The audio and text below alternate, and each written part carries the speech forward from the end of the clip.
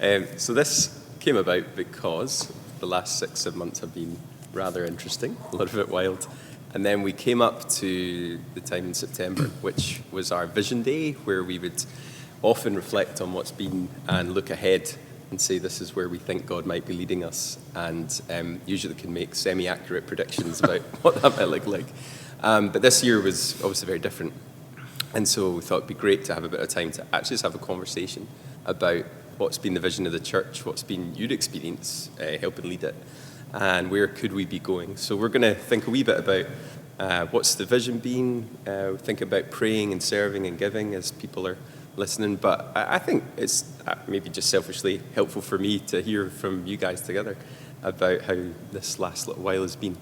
So how have the last 6 or 7 months been for you as leaders, as Christians, in the roles that you do? I think it's been a season of contrasts, I think would be the best way of putting it, of incredible opportunities and unexpected things that we would never have planned and prepared for, and yet at the same time desperately frustrating and confusing.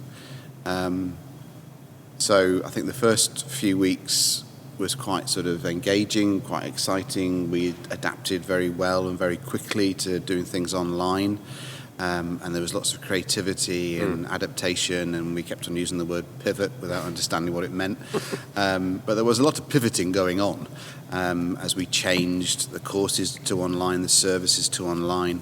But then it just got a bit dull and got a bit boring, and people started to get tired.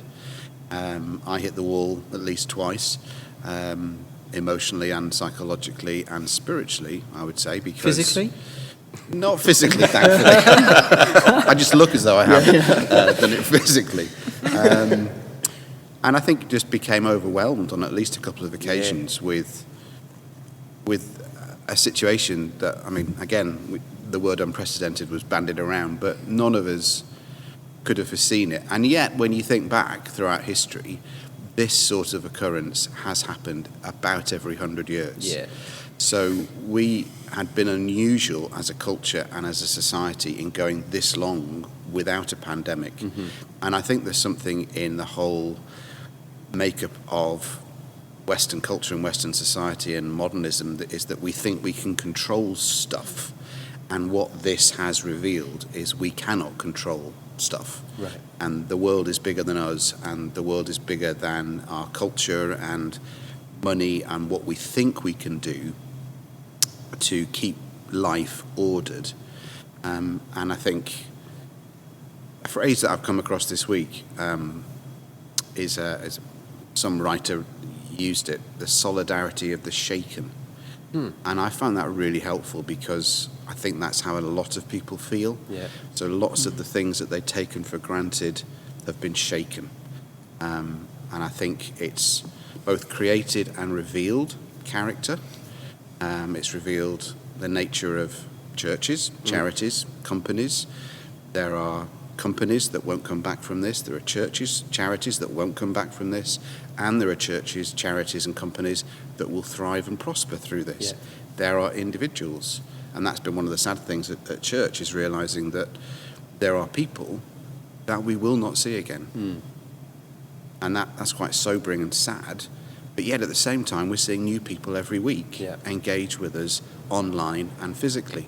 So I think it's a both and. Yeah. I was thinking about the sort of very beginning stages of it, and thinking specifically about lockdown and how that was just, everyone's just in their homes and everyone was suddenly forced to homeschool. So for us as a family, my wife Katie, basically she had 4 kids, all at different stages and different levels that she had to try and teach, and I was in the middle of trying to, how do I write a talk or record a talk, and suddenly there's a lot of flexibility happening, and suddenly people are thrusted into this thing of, oh my gosh, how do we make this work?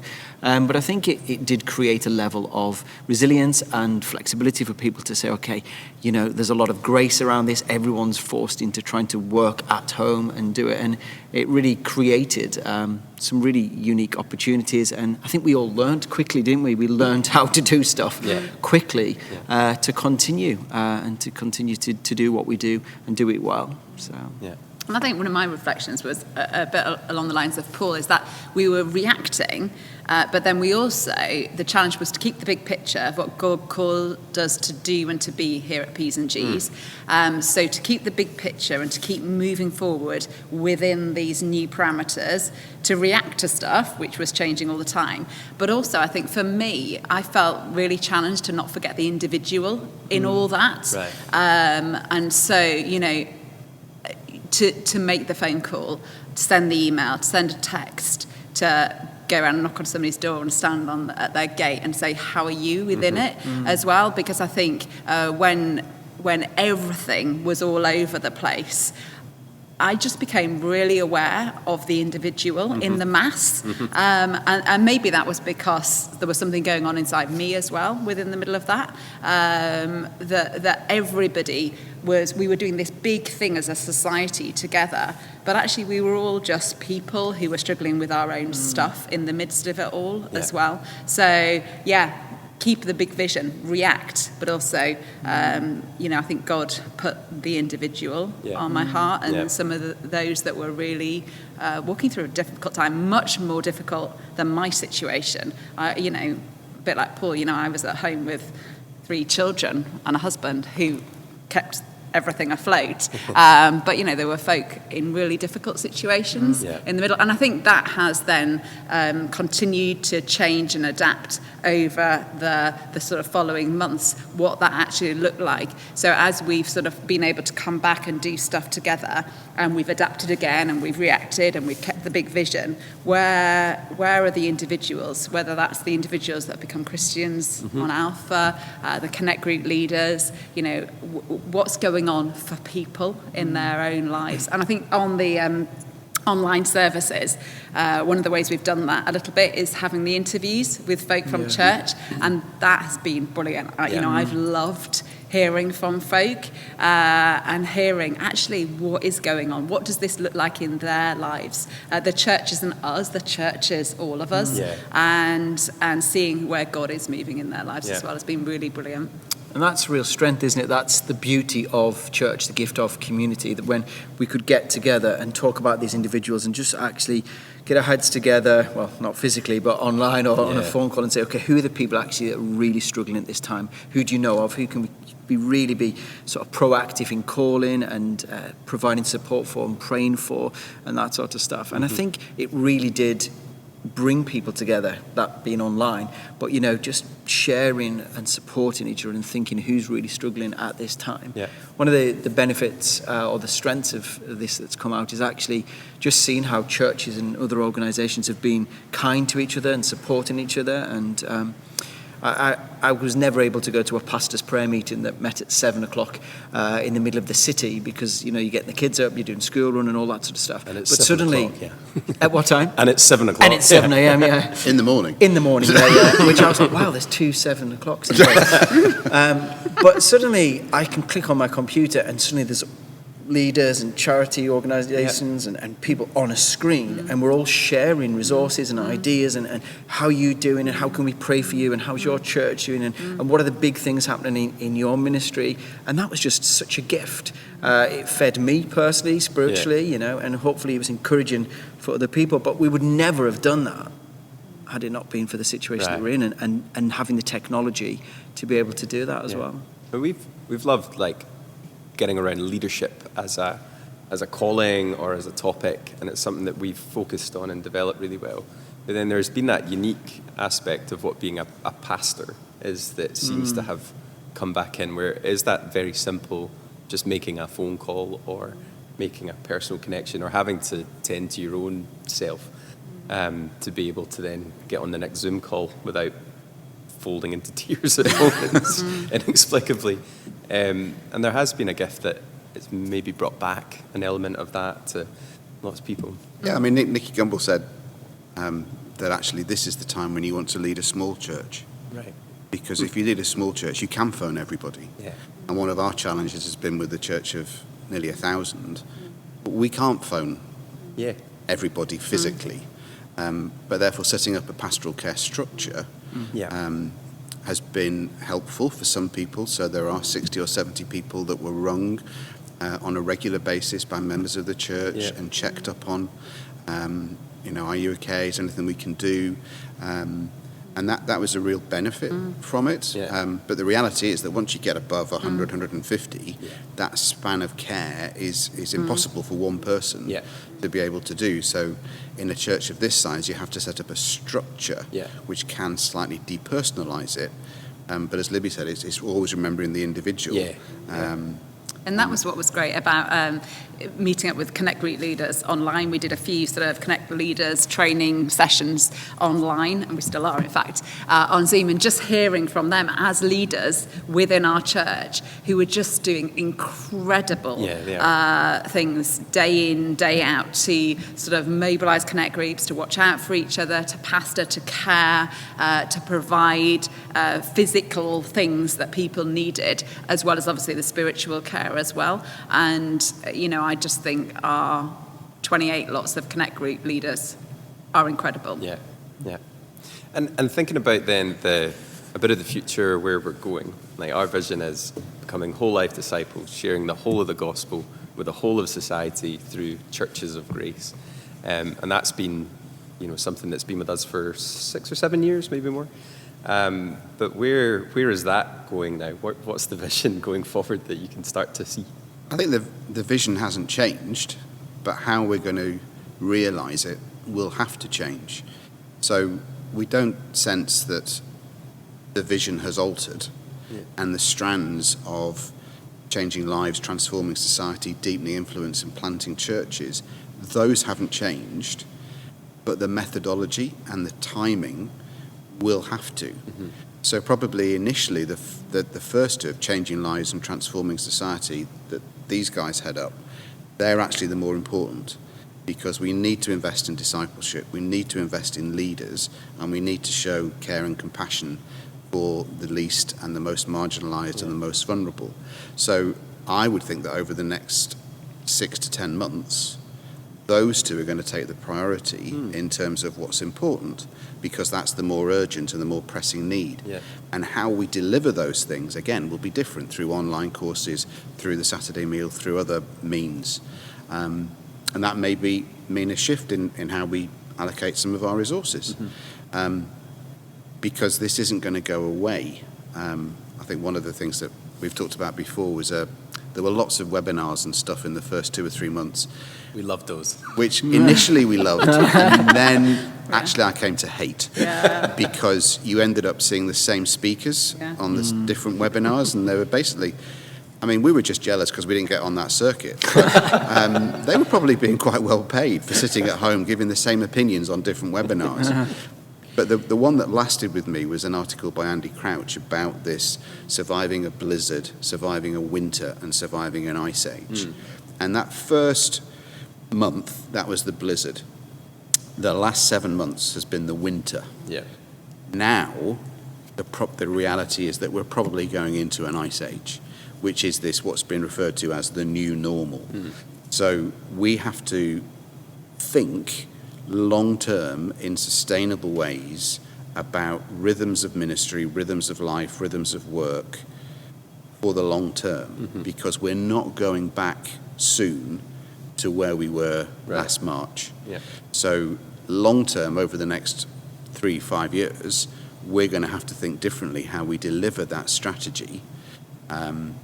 With church planting, again, we, in our thinking, we're beginning to talk about, where geographically were we going to plant a church? Well, now we've come to the realization that actually we're going to plant a church online. So that was never in our thinking 8 months ago. You'd have said you're going to plant somewhere on the internet. What? Where? Yes. But now that's an obvious thing for us to do, because we were gobsmacked that 4,000 or 5,000 people were watching our online service. We didn't think that we were that good, and we probably aren't. But the reality is that we hit upon a structure, I won't call it a formula, but a structure that seemed to work and was accessible for people who weren't Christians. Mm-hmm. It was accessible for people who used to go to church but had stopped, and was also accessible for people who were regular churchgoers.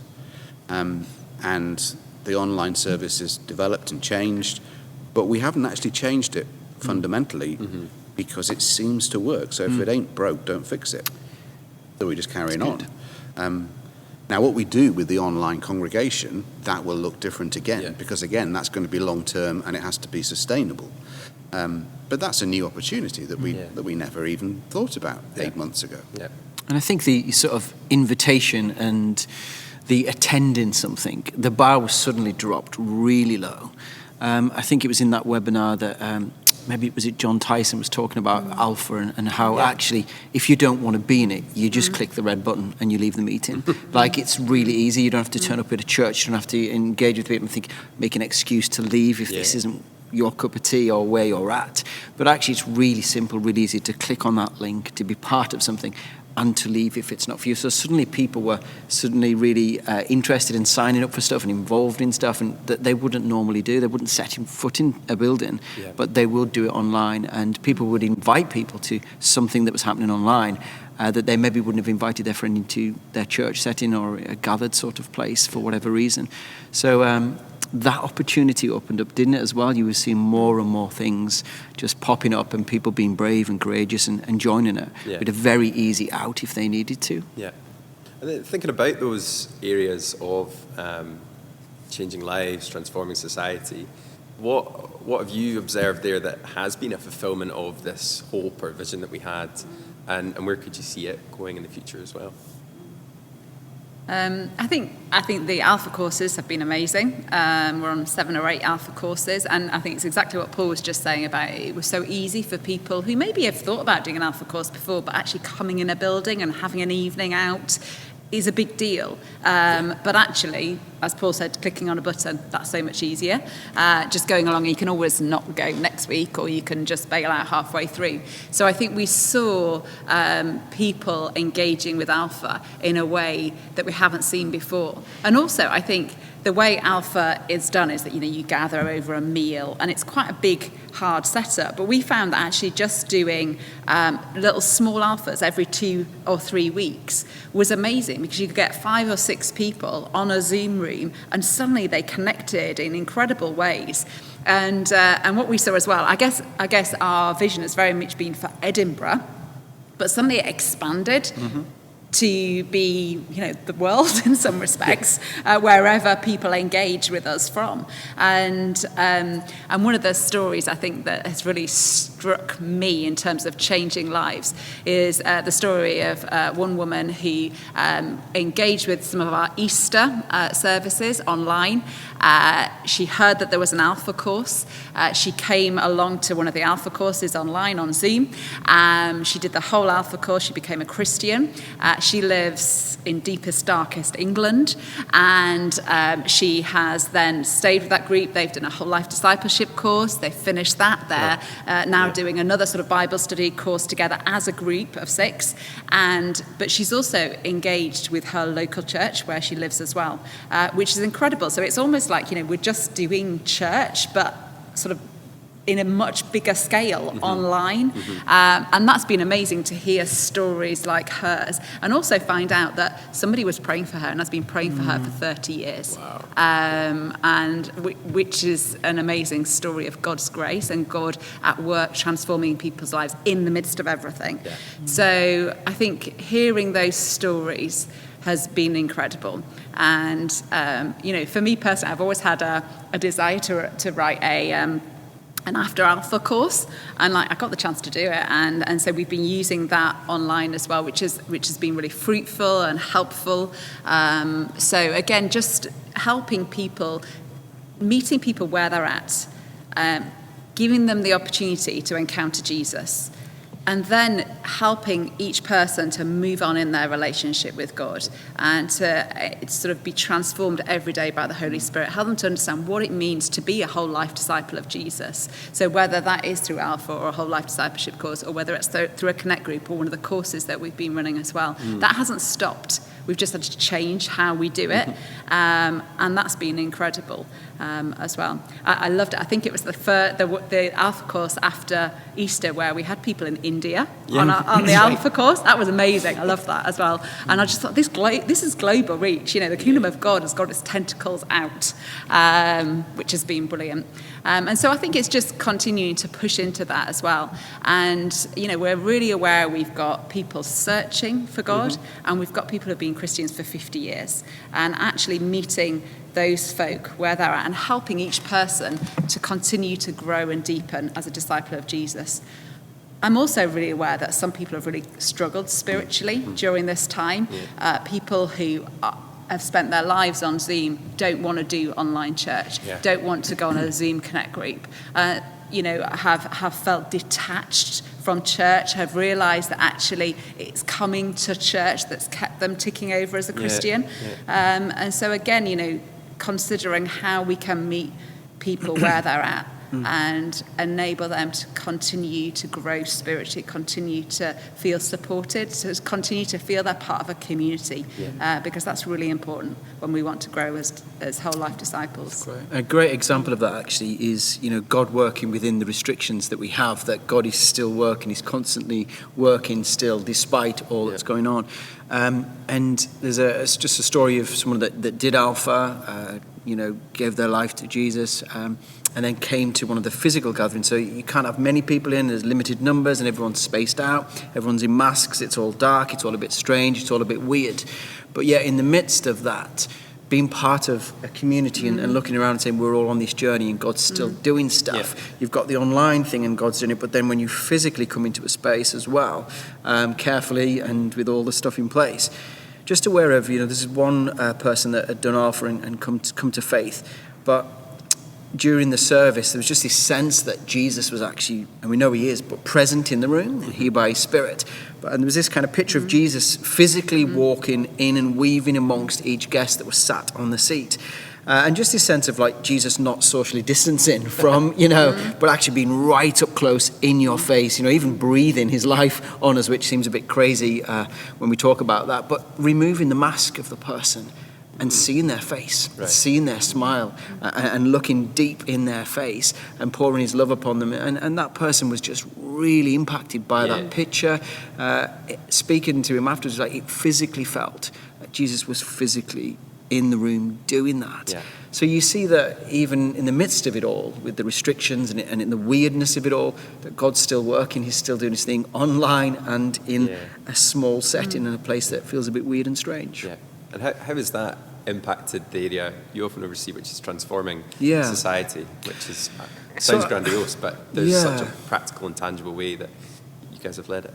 Yeah, I think where it differs with a transformed society is that, we can't really go online, because the Saturday meal, it's a physical thing that people come to receive food. So the team's been amazing in trying to think creatively and to be flexible and to work within the guidelines and the restrictions. Would say, well, they can't come into the building, we can't lay a table, we can't sit down, and we can't have food together. But what can we do, and what might that look like? So I think, a real strength has been trying to connect with people like Social Bite, which we knew of but weren't really linked with. Bethany, we have links with and so on, but just pulling them in a bit closer and learning from each other and gaining wisdom and so on. So, over the period of the past 5-6 months, from Social Bite as an organisation and charity, we probably received over 1,000 food provision bags from them, which we were able to give each guest. And the guests have to queue up, and they're all spaced out, and they can have a brief conversation, but they're not to gather, they're not to mingle, and we can hand over what we can safely and so on, and see them off. But we've still managed to continue to do it. And even just the Saturday gone, as the winter months are kicking in, people are getting cold, to go through all our clothes and say, okay, now we've got an opportunity, we've got time, let's go through all the stuff that we have and see what we need, and reach out to Bethany and other places and say, we need sleeping bags, we need warm jackets and so on. even on Saturday, just being able to give claws and umbrellas to people who you can clearly see they're cold and hungry and so on, and physically give them in a safe way. It's been great to see. It's been challenging. Not, to be honest, it really has, to work out how do we do this. It's been frustrating, and we've moved slower than maybe some of us would have liked, and there's that compassion in there to say, can't we do more? But trying to work out how do you do this safely, correctly. I think just going back as well, I was just thinking about students and youth and children, because I think the work that our students ministry and Rachel has done leading the children's ministry and Nate has done over this time has just been incredible in terms of, again, just meeting people where they're at and actually listening to the needs of families and young people and coming alongside. Like Nate, I think this afternoon is on one of his tours of Edinburgh where he drops off little care packages to our young people around Edinburgh. Everything was online, and now they're doing bits together, but he's aware that because we don't have church that our young people are all coming to on a Sunday, not everybody's engaging with the sort of physical gatherings that he's doing, so he's going out and meeting and dropping off little care packages, which is incredible, and it's so unseen as well, but it's just sharing the love of Jesus in a really tangible way, a bit like we give out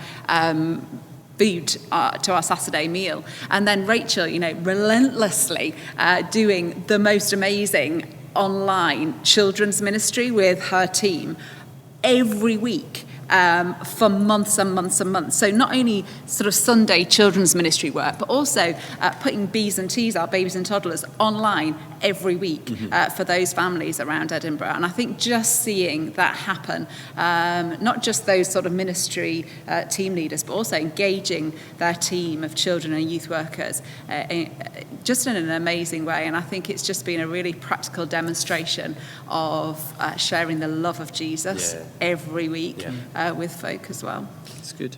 One of the things that we're committed to and want to encourage every person connected to Peas and Jesus to pray and to serve and give, and we're exploring that recently. What could that look like over the next few months? As normally it could be, hey, join a team, come and serve coffee on a Sunday, or come and just jump in a band. But what is the heart behind praying, serving and giving, and how could that look like going forward? I think it was trying to think of what does it mean to be a connected, committed part of Peas and Jesus. I hesitate to use the word member.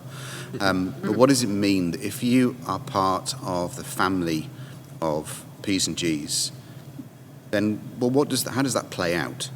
And what we'd love to see is everybody praying, because Christians are called to pray, everybody serving and everybody giving. Now that will look different for different people.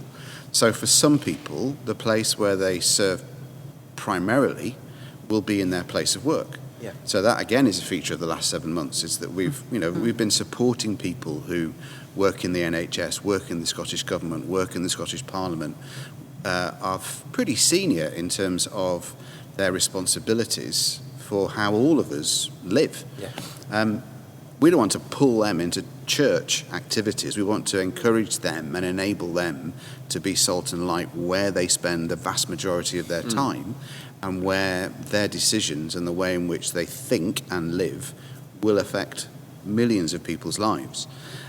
So whether it's in the area of child and adolescent mental health, for example, I would say that one. But that is a key need at the moment in our society, and is only going to increase.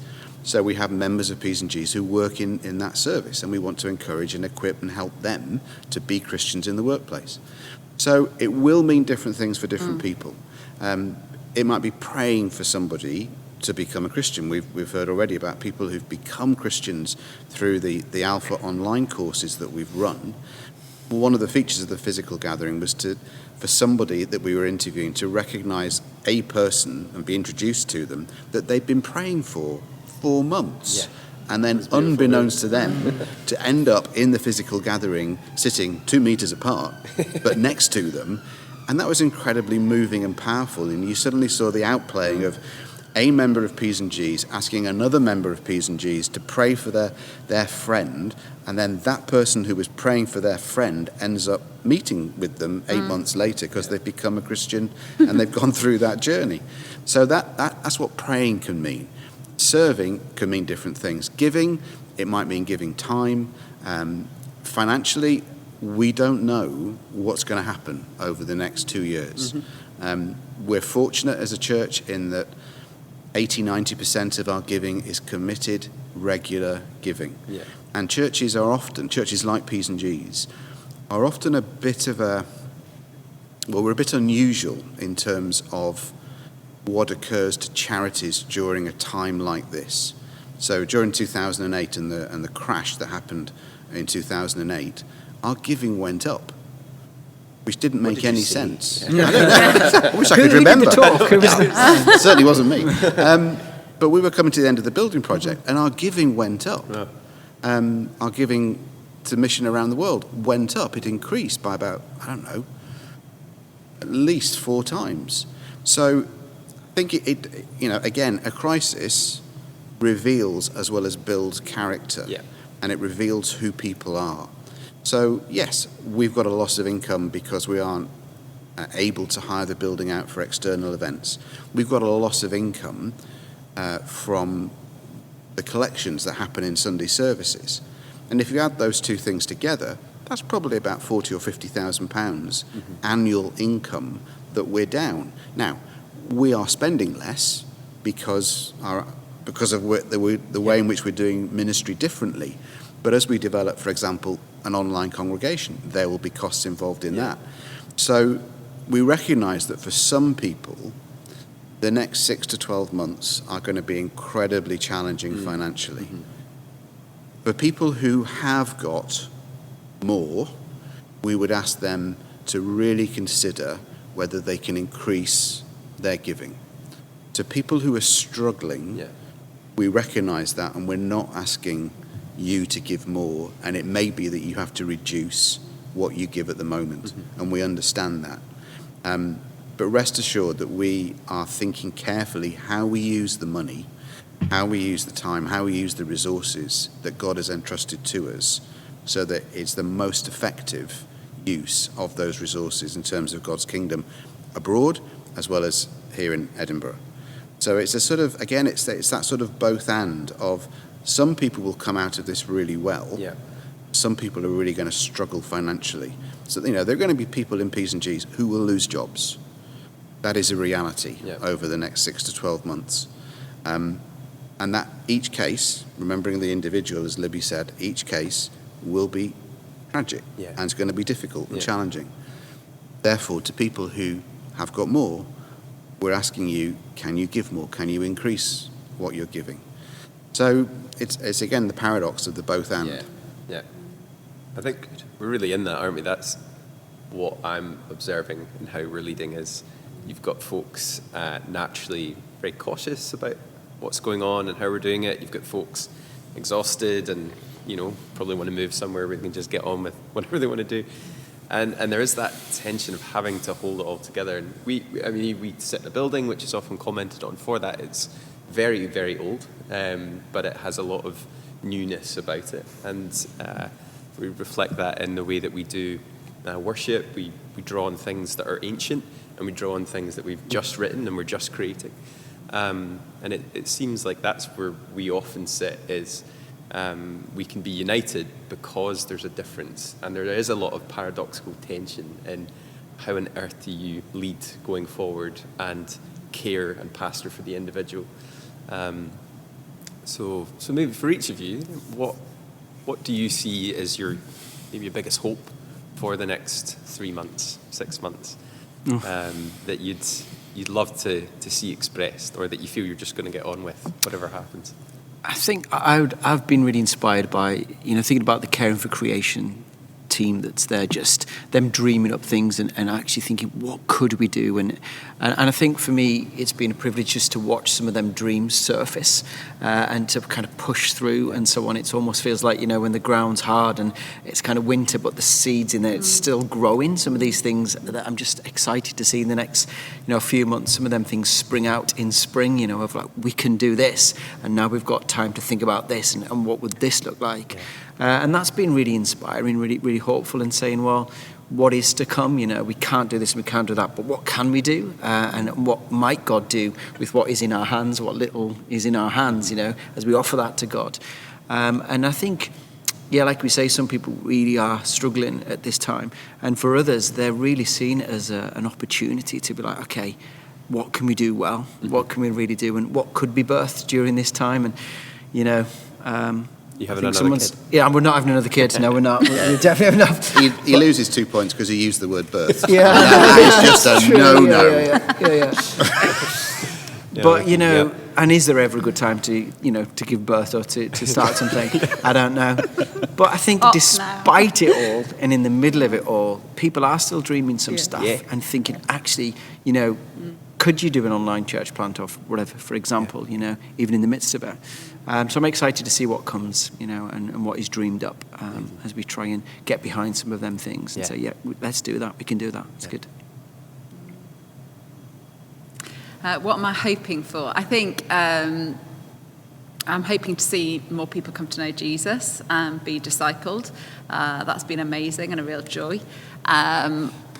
I've loved doing a few welcome events during this and actually getting to meet new people that have rocked up at P's and G's and then they enter the building for the first time and they're already part of P's and G's, and that's always a joy. I love that, and actually seeing other folk welcoming them, whether it's into connect groups or whatever. I think who was it that said, was it Rowan Williams that said about seeing what God is doing and joining in, and that's something we talk about quite a lot. And actually, what is God doing through this time, and where can we join in with what he's doing already? He is at work, and we've seen some of that. We've seen some incredible things happen around the city. But where is God working in our schools, which are really hard places, and where can we join in? Where is God working in universities, which are hard places at the moment, and where can we join in? Dave's already mentioned, hospitals and Parliament and all that sort of thing. God is at work, and where can we actually just get on board with that as a church?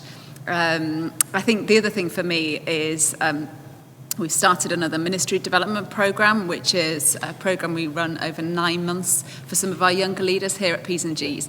And again, it's that sense of it's not on hold. Things aren't on hold. These are people that are leading in incredible ways in their workplaces and in church ministry. And actually having the privilege of walking alongside and exploring leadership and discipleship and sort of engaging them with the vision of P's and G's on a deeper level. Is a real privilege to do that. So, I'm hopeful as we move forward in that to see these individuals growing as disciples of Jesus and just really stepping out and taking risks in ministry and in leadership as well, and coming alongside. And what I'm really excited about is that one day we'll be back in here and we won't be wearing masks and we'll be stood alongside each other and we'll just be having an amazing worship time together. And I long for that moment. Mark Cameron. Looking forward to singing the blessing. Oh yeah. No, never again. Never again. Hope and glory. I was listening to that the other day. I was like, I just can't wait for the moment. I really, really missed worshipping with a lot of people. Yeah, me too. Out loud. I'm excited for Christmas. Oh, cool. I'm going to make a confession. Christmas, the longer you are in ordained ministry, Christmas gets harder because you have to sing the same carols. Preach on the same passages. Preach on the same passages, and there's only so many different ways of cooking it. But this Christmas will be a Christmas unlike any other. And so we've already started thinking about how, and we were thinking yesterday and last week, how can we do Christmas differently? I love the fact that Destiny Church in Edinburgh have already got the domain name for the website, Christmas Isn't Cancelled. Okay, so we're hearing in the media, Boris is cancelling, Nicola's cancelling Christmas. They're not cancelling Christmas. You can't stop Jesus being born. It happened. And we're going to celebrate it, but we'll have to celebrate it differently. Yeah. And meeting with other church leaders, even this morning from around Scotland, and hearing some of the plans to do Christmas differently. One church is thinking about sending ice cream vans across the city and saying to their children in their children's ministry, why don't you invite your friends at this time to your house where we will bring an ice cream van and we will give you, a bag of goodies and tell you the Christmas story. Now, in parts of Scotland, you have to be careful because some ice cream vans can sell other substances. Yeah. So you have to be careful. I did not know that. Especially in winter time. Heard those chimes. Yeah, heard those. But to try and think, can we do it differently? Can we spread it out over December? Can we not have the big carols by candlelight, Right. not have the midnight communion, not have the Christmas Day service, but actually do it differently and perhaps more effectively and more creatively? So, I've been ordained for years, but this is something new, this is something fresh. So that's a challenge to think, here is a way and an opportunity to do things differently. So that's actually quite exciting. Yeah. I'm excited about investing in leaders because I think that's one of the things we're going to have to do. Yeah. And I think churches, again, that are going to come out of this stronger are realizing that they have to invest in growing leaders. That's what we have to do. Whether it's Connect Leaders, whether it's the Ministry Development Program, we have to invest in leaders. Whether it's our interns, we have to invest in them because children are our future, as somebody once said. There's a song, there's a song there. Oh, break into song, Dave. No, really. I'll break the You internet. take the first verse, I'll get We haven't got stools, otherwise I go for the key change. So those are the things that are exciting me is different ways of doing church and different ways of being church.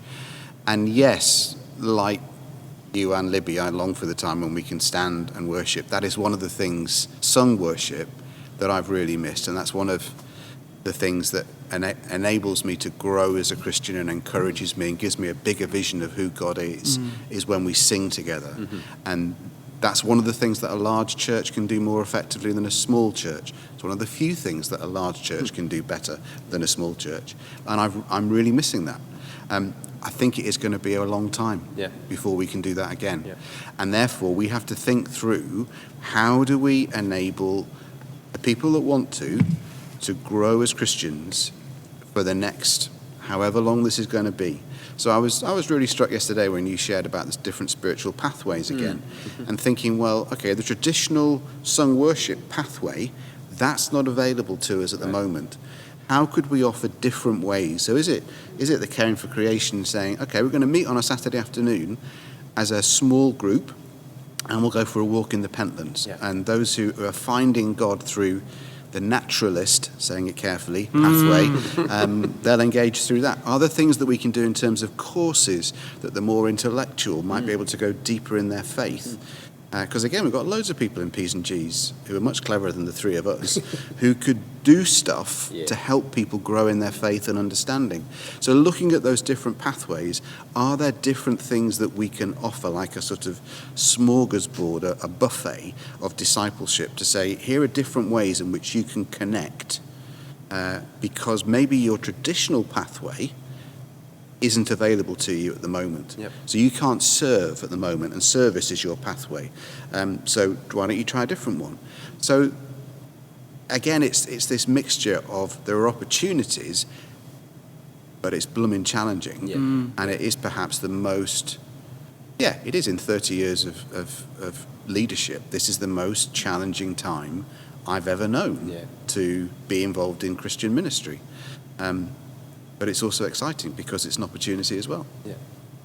Yeah, it's been a bit of a roller coaster. I think everyone's seen it. I think what's been appreciated is there's a level of honesty about how it's been.